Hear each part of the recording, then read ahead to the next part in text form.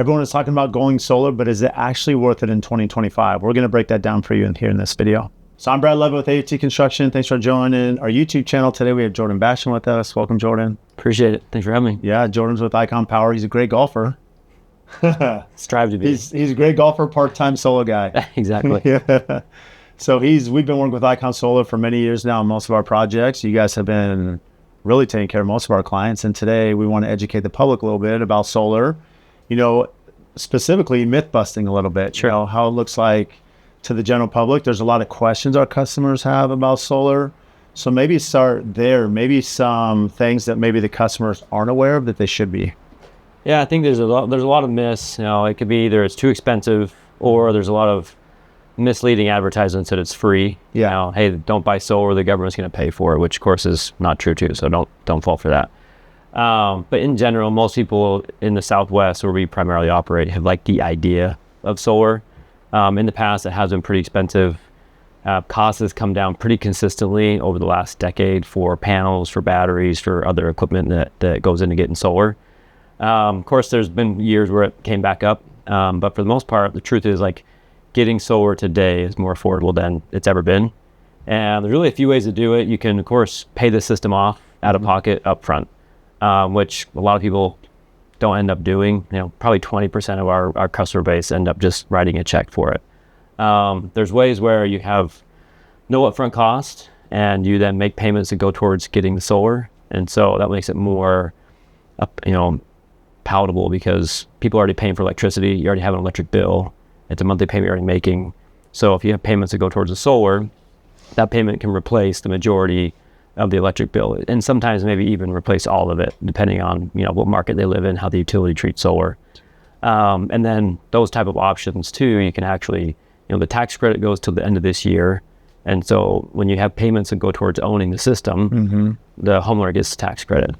But what does that look like right now? I mean, I know they're expiring. Yeah, so if you're seeing this video, there's a good chance that it's too late for you to sign up this year to get solar installed and get the tax credit. Yeah. So what does that look like right now, though, for those that are getting the tax credit? Yeah, so it's 30% of the total cost, and then of the panels. Yeah, so the total cost of the batteries, the total cost of batteries, panels. If any electrical work's needed, basically whatever it takes to have solar installed on the home, that's the total cost, and then there's a dollar for dollar tax credit from the federal government.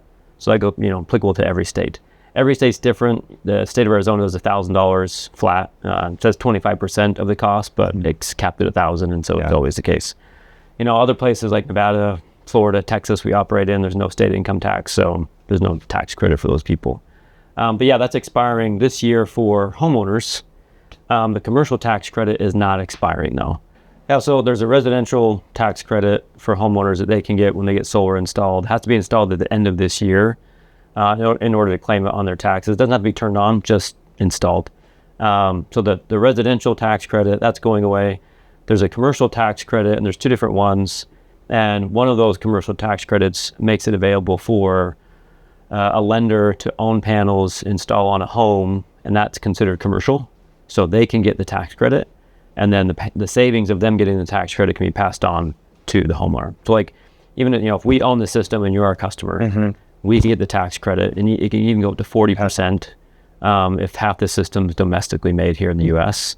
And so if we get the tax credit, we can pass it on to you. And there's two different ways to do it. Most people like the idea there's no upfront initial cost. They're already paying for power. And so with buying the power generated from the panels, either at a lower cost or at the same cost of the utility, but with a locked-in rate that never goes up. So that's kind of the value add is you're already paying for electricity, just you buy it at a lower rate compared to what you used to.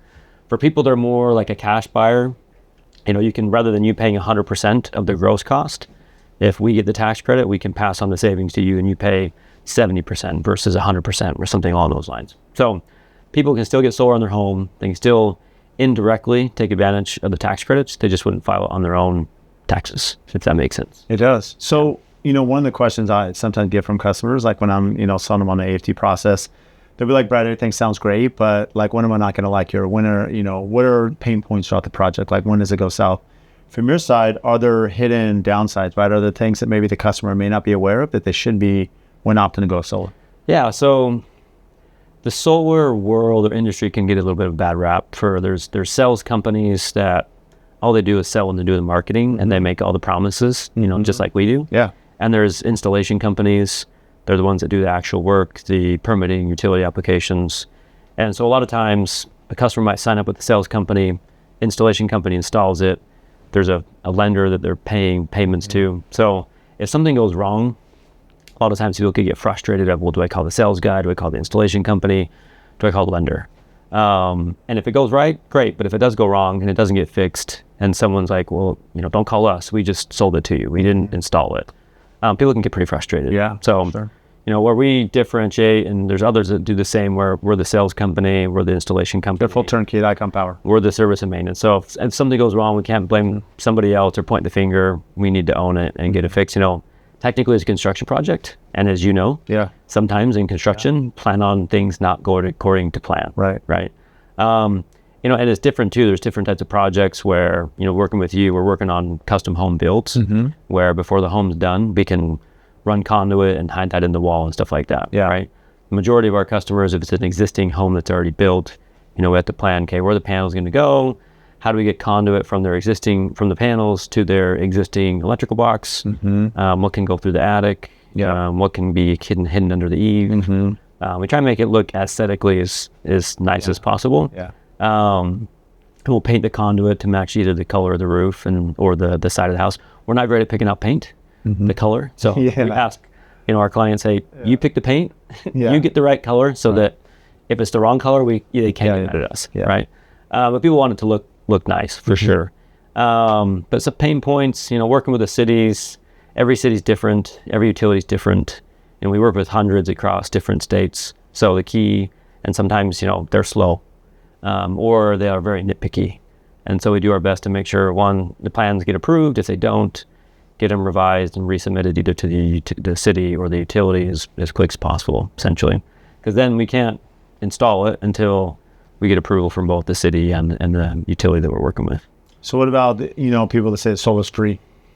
It's, a lot of ads have been run off of that because of the federal incentives. Discounts, yeah. But also because those ads were born because there is no upfront cost. And technically you're paying less for your electricity now than what you used to. Right. So it's free because you're spending less money and you're spending no money out of pocket, which of course it's misleading because it's not free. Right. Has to make sense for us, has to make sense for the customer. Yeah. So of course there's a payment for the solar or the power, but our pitch is, hey, it's either gonna be about the same or less compared to what you're used to. And with everything, not just utility rates goes up, but utility rates across the country went up about 10% this year. Here in Arizona, the major utilities, SRP is going up in November. APS got approval to go up in January of next year quite a bit. And so that's kind of our pitch of, our cheesy tagline is take your power back. Yeah. You don't get to choose who you have for electricity.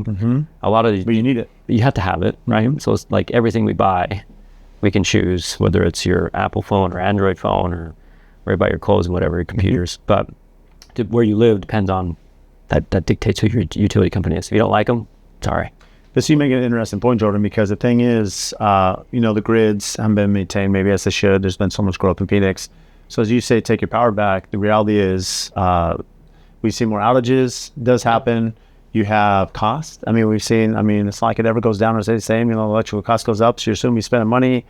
But to your point, as the grid goes down, it's the battery backups that comes into play that maybe you're not totally off grid, but you can at least cover, those windows when the grid does go down. Yeah, we've almost become more of a battery installation company as, this past couple of years more than solar. Yeah. And why is that? A couple of reasons. So in Arizona and some other states too, there's what's called time of use, right? And so like summer here, like in Arizona, the grid's kind of built like a freeway, has to be able to handle the rush hour traffic. Yeah.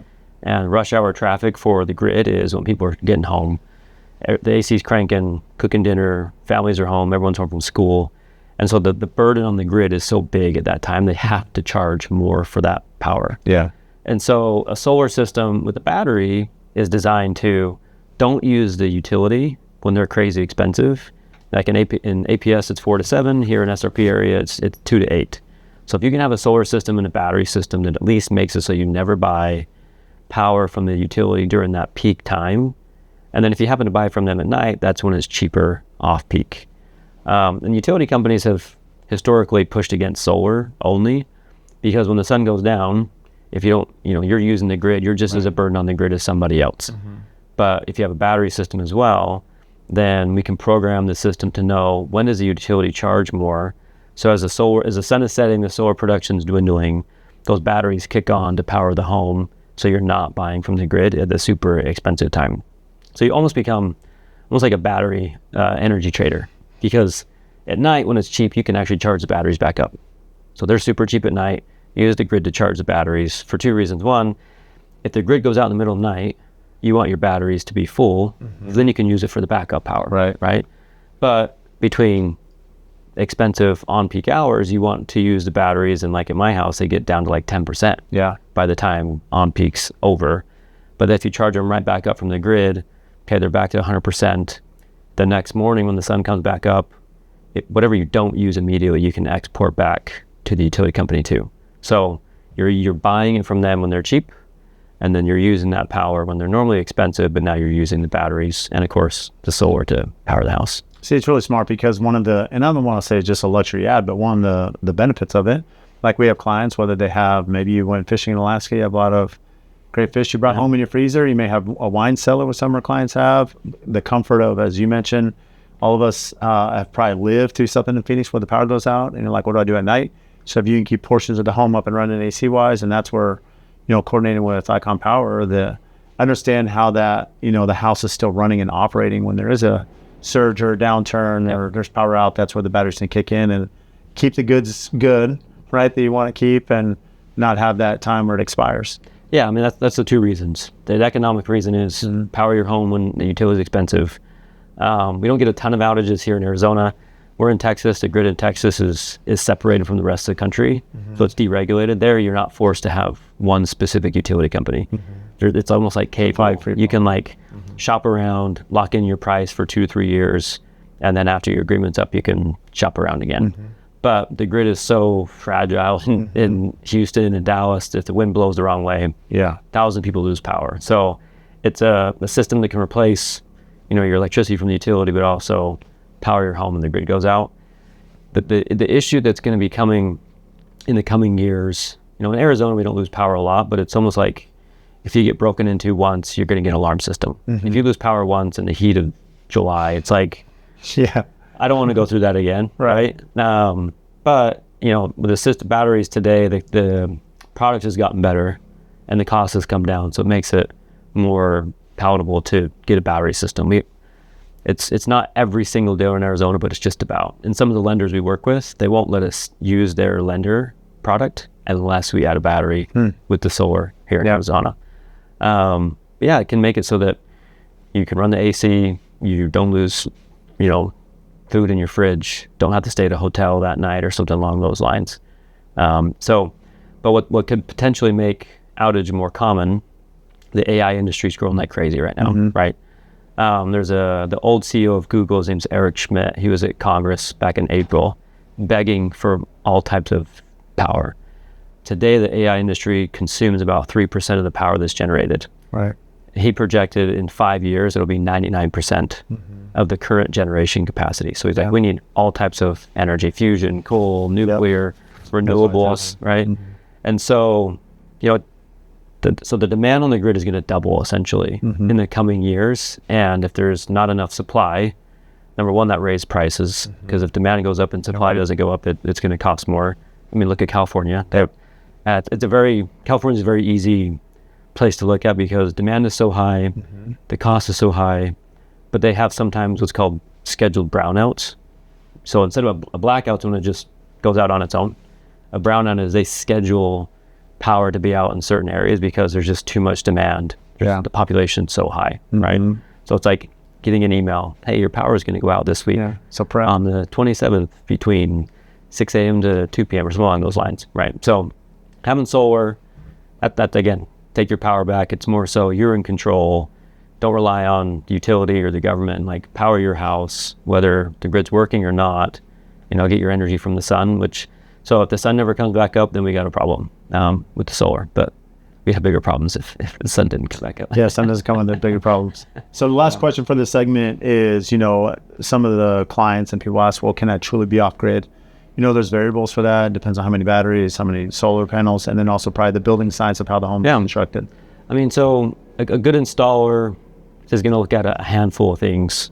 One, what's your energy consumption? How much roof space do you have? Yep. And of course, what's your goals? Yeah. Some people will say, I don't want to use any electricity from the grid at all. I just want to be 100% self-sustaining, which is totally fine. That's not like the economical way to go. Right. The economical way would be more so, hey, get all your maximize the solar, the battery system when the utility is expensive, and then still use the utility when they're cheap. Kind of a hybrid version, right? So if someone's goal is, I don't want to use the grid at all, in the apps for the batteries, that's a luxury. Whereas the more economical route can appeal to more of the masses. But you can technically, you'd always have a utility bill. The utility in the East Valley in Phoenix is SRP. Mm-hmm. On my battery system, I can hit a button that says disconnect from the grid. I could technically never use SRP if I wanted to. Yeah. I'm still going to get a bill for being a SRP customer. Yeah. So you can't not get a bill. If you tried to, the city eventually would find out and say, hey, you can't live there if you're going to try and really disconnect from the grid. Right. But if someone has enough roof space, if that's their real goal, we can look at, okay, how much energy are you consuming during the day and the night? Because obviously you need enough solar to power the home during the day, and then enough batteries to power it at night. Not just through the expensive hours, but the whole time, the night until the sun comes out again. And the sun comes back up, and then your solar powers the home, and then simultaneously will recharge the batteries. So when night comes, it basically does it again. Which is the same if you have an outage, right? So if you have an outage, if my phone's at 10%. I'm going to be a little more conservative on how often I use it, turn the brightness down, quit some apps, right, to kind of conserve energy. So if the grid goes out and you have a solar battery system, you'd want to do the same. You probably wouldn't crank all your lights, crank all your TVs and your AC units. You want to be kind of maybe bunker down in one section of the home, turning everything else off. We also install smart panels that can kind of do that for you. You can use your phone to control, okay, what breakers go on during an outage and what breakers get automatically turned off. For the person who's really building their system for an outage. And this is why I brought Jordan Bastian in with Icon Power, because on my personal house, we're going to have some other videos about my personal house. It's our model home for AFT, and the reason why all the customers have use Icon Power. So thanks, Jordan. Yeah, absolutely. Besides, we're putting 6 batteries on Brad's house, 3 to each one of his 400 amp panels, and kind of almost 2 houses in one. Yeah, it's going to be awesome.